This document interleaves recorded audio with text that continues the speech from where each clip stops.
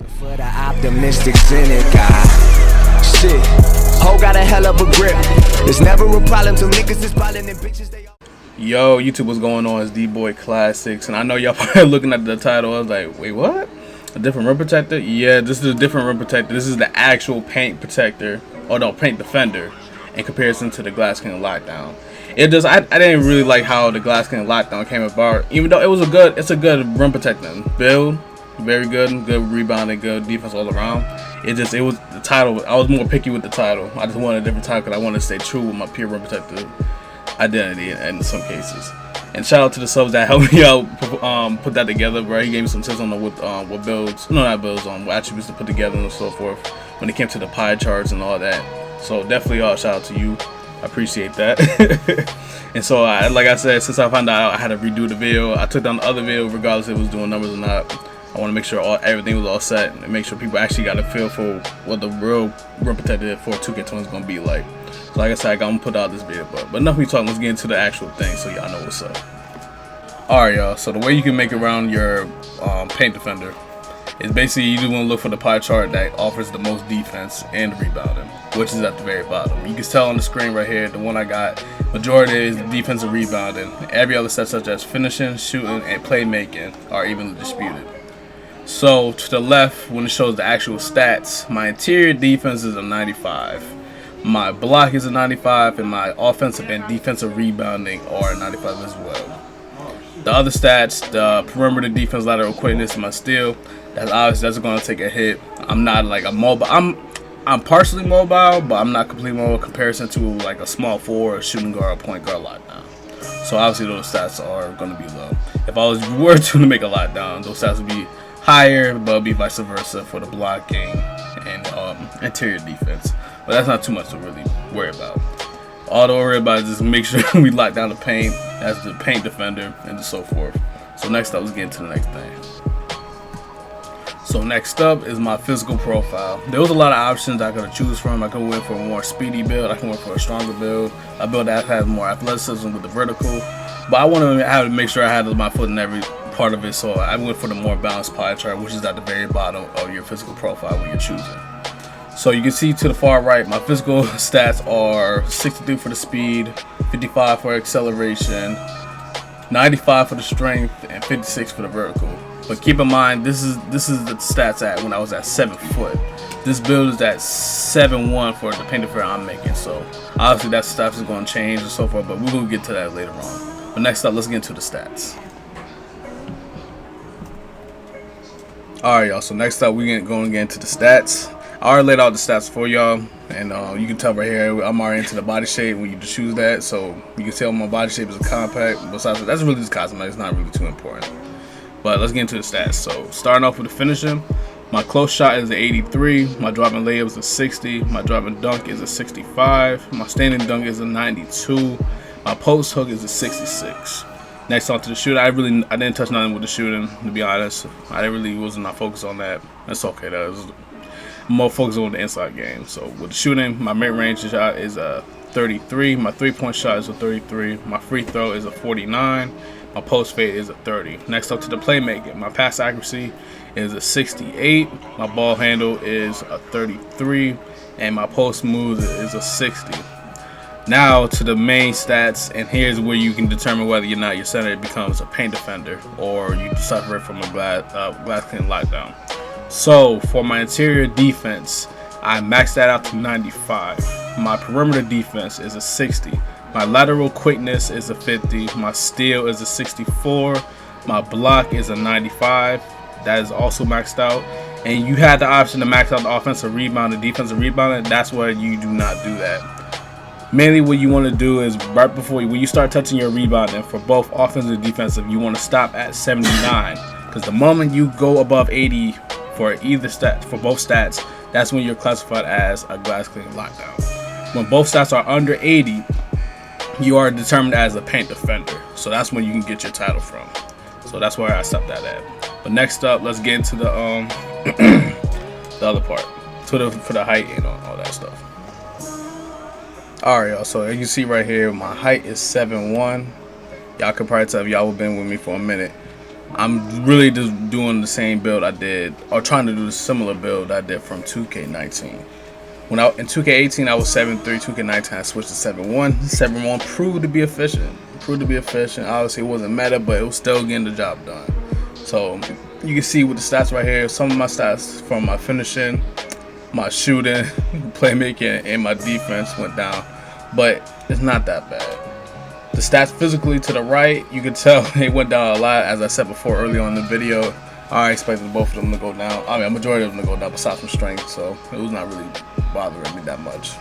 That's expected when you got how 2K is going around taller centers or a lot slower, which is understandable. So, but next up, let's get into the weights.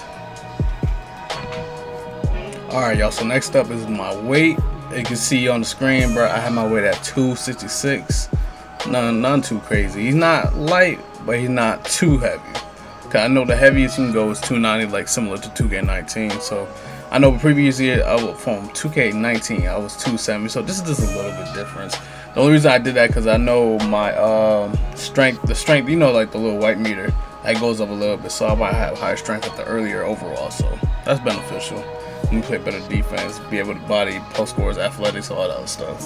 So yeah. Next up will be my wingspan. Let's transition to that. Alright, y'all, so next up is my wingspan. So obviously, a majority of y'all know the best thing you can do for a defender is to max out his wingspan so he can play the best possible defense he can. So basically, my wingspan on my paint defender is a 95.2, and that only takes a toll on my post moves. Not too crazy, a little bit on my strength, but other than that, I'm still able to do what I need to do. Really, all I gotta do is get in good position, move around the court, set myself up, and I'll be able to score efficiently, regardless of whatever I'm doing or who I'm going against. So, but next up, let's get into the takeover. Alright, y'all, as you can see on the screen, we have the takeover system. The two options that we have for our takeover is the rim protector and the glass cleaner. But since we are making a paint defender, we gotta go with the rim protector takeover. It's the given. Hopefully the takeover is more efficient in comparison to last year. I'm not gonna get all the details, but I feel like rim protectors in general had the worst takeover since they were so scenario based, situational. So, but besides from that, man, we'll see what we gotta do. But next up, I'm gonna show y'all the actual build. So let's get into that. All right, y'all. So next up, as you can see on the screen, bro, the game that says I have built a paint defender. Like I said, I was gonna go for it. The similarities of this build goes towards Hassan Whiteside, which is he's a very good defensive player. Andre Drummond, very good defensive player and rebounder. And of course, the legendary, the almighty Shaquille O'Neal, man. So definitely the build got potential to do some damage on the court. Besides that, I just want to show y'all that like the paint defender is there. Hopefully 2K makes it just so you can actually choose like what type of titles you can go on. That's just me, but hopefully you can go along with that. But next up is the bread and butter, which is the badges for this build. This is where this build gonna take over on the court with it. But enough of me talking, let's get into that part. Alright, y'all, so next up is the badges, and the first badges we're gonna go over is the defense and the rebounding ones.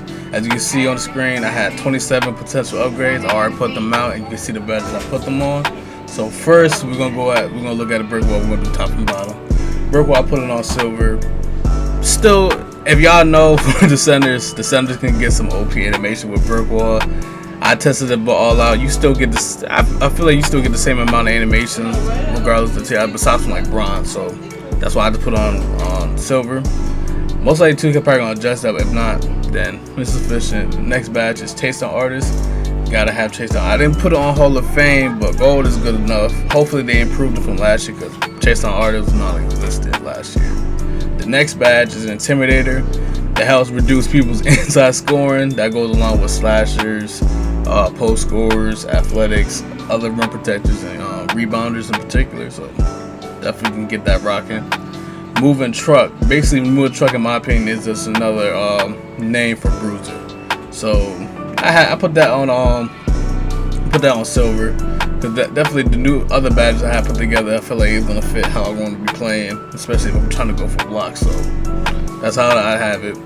The next badge is Pogo Stick, which is a newer badge they added to the game, and this badge is probably gonna be proved to be good.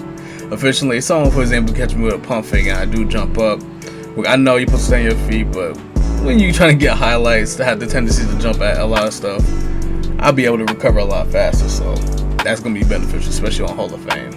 The next batch after that is post move lockdown. So that's probably most likely going forwards, like drop steps and post spins, mainly post scores or athletics. We got those batches upgraded. The next badge is rebound and chaser, basically hustle rebound. You already know what that's about. Have it on go, be able to get the board, be a horse, all that stuff. The next badge, the mandatory badge for the paint defender on Hall of Fame is rim protector. Gotta have it on Hall of Fame. Apparently they improve the animations, so we're able to unlock different animations such as snatch blocks. I already got a couple snatch blocks with the builds I was testing out, so the highlights are gonna be real this year. Can't wait to put them together.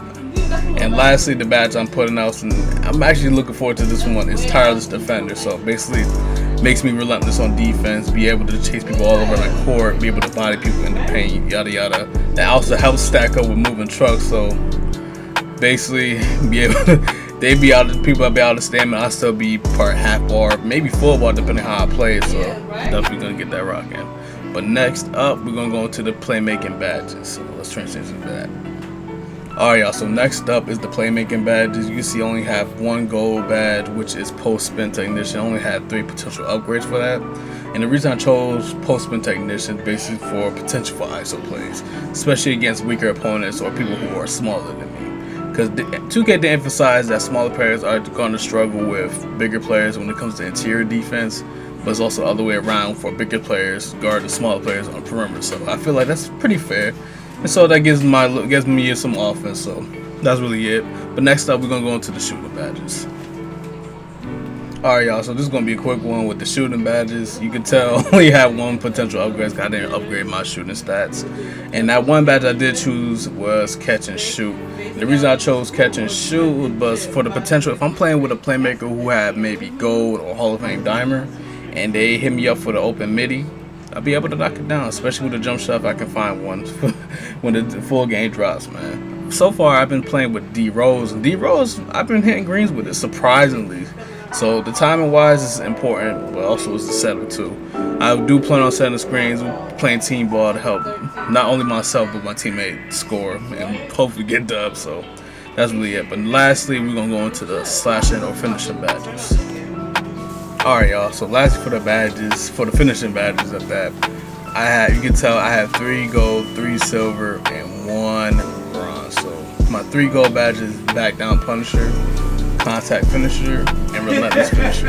Basically I chose these badges for this isolation and just cutting in plays when we running pick and rolls and all that other stuff. My 3 silver badges are Lob City finisher, pick and roller, and fast break finisher. You can tell why I chose those 2 badges for Lob City finisher and pick and roller. They go neck and neck.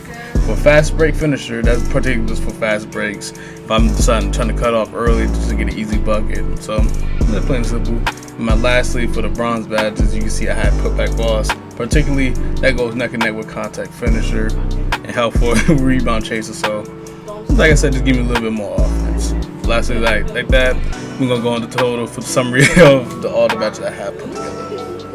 Alright y'all, so to wrap things up for the video, you can tell the build is legit. The actual paint defender, y'all saw it, said it right there. And all together, I was able to put together around 47 badges, excuse me. And so far, 3 of those badges are Hall of Fame. I have 7 badges gold, I have 6 badges silver, and I have 2 badges bronze. So it's not too bad, not too bad.